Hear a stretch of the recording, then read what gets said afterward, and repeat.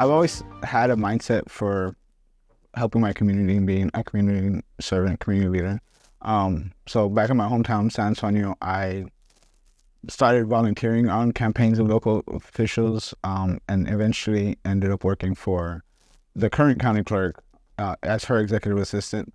And every time I would help candidates, they would always tell me, like, you should run. And I was always like, no, I want to be on the back end. I want to help get the right people in there. But I think it's just time for me to actually step up, and it's a lot easier to do the right thing for your community when you're the ultimate, the ultimate vote.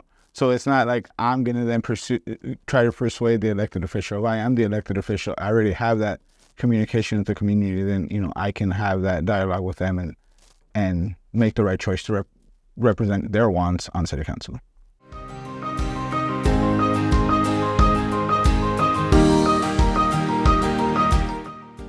I think that would be like a two-step approach. One, government should have as little as possible in regulating business.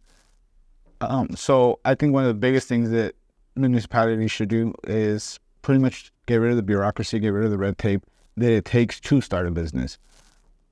So one, make it easier to start new small businesses, and then for our existing businesses, work with them to get them incentives, even if they're not city-funded incentives. And the city can be that middleman, that mediator between state, federal funds, as well as private sector funds, grants, etc.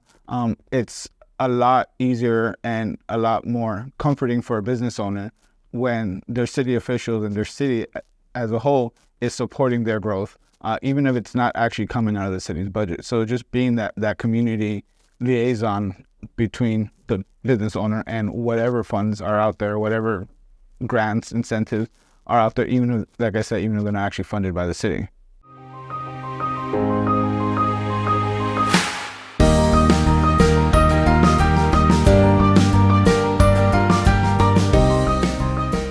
So I think it's also really important that our Texas State graduates stay in San Marcos. So a lot of these people are coming from out of the city, these students, and they fall in love with the city, but then end up leaving to pursue their career fields. So I think the city really needs to work on getting high-paying jobs where these graduates can pursue their careers in San Marcos.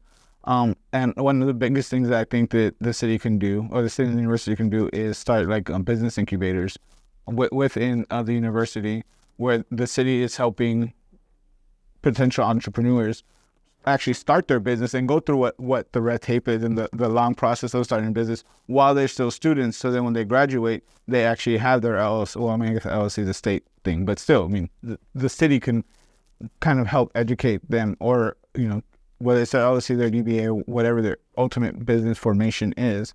But the city can do that part, and while professors are doing their part to actually give them the knowledge, then a lot of our graduates can come out and essentially become entrepreneurs in whatever field it is they choose to study.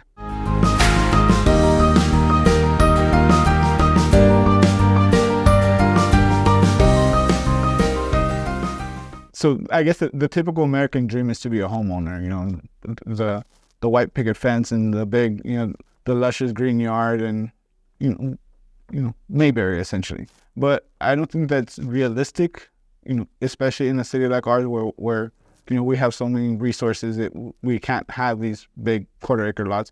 But also, coming from the generation that I'm in, we don't want to cut that grass, and we don't want. So, I don't really think that these big single-family houses are necessarily, the answer to expanding housing in San Marcos. One project that, is going back to San Antonio, that San Antonio City Council funded was in the old barrios. They rebuilt them, but where the bottom floors were business suites and then apartments above them. So a lot of entrepreneurs are running their businesses from the first floor and then living just right on top. So they have those on the west side because that's pretty much where the housing community, the old historic housing communities were. But then there's also one in the Southtown area, which is the near downtown area, that actually has a lot of artists that live there. So they have their studios downstairs and then they live above their studio. I think that's a perfect example of how we can, expand housing and also the business community, because you can have your business and your house pretty much in one spot.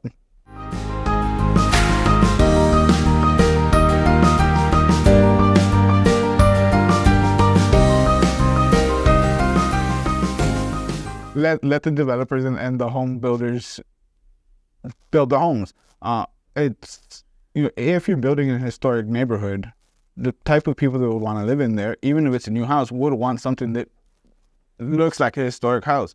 So all the regulations and stuff are actually kind of counterproductive, because if a developer was going to go into a historic area and build housing, it's in their best interest to build housing that matches the historic area, because the people that are going to be looking for homes and are going to want a historic looking house.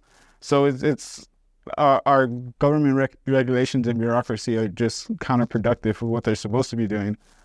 So like I said, honestly, I think the answer is let the subject matter experts do their job. I mean, housing developers know how to develop houses. They know how to build properties that are going to get the clientele that they're trying to sell those houses to.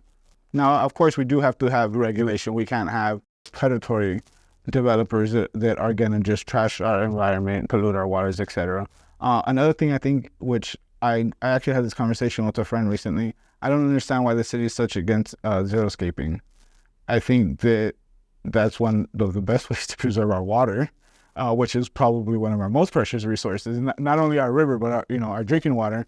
And if we're not wasting water watering our lawns, that saves water. I mean, it just makes sense to me.